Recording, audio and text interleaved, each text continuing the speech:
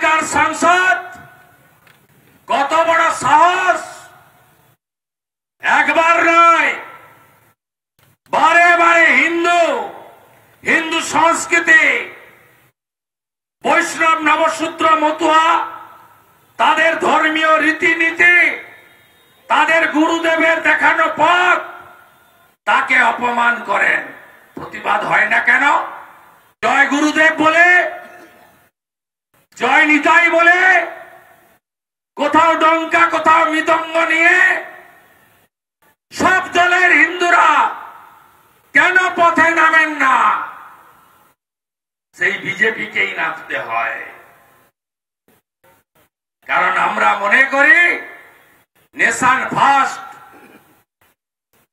আমাদের আদর্শ ভারতীয় সংস্কৃতি, সনাতন সংস্কৃতি আমরা রক্ষা করব।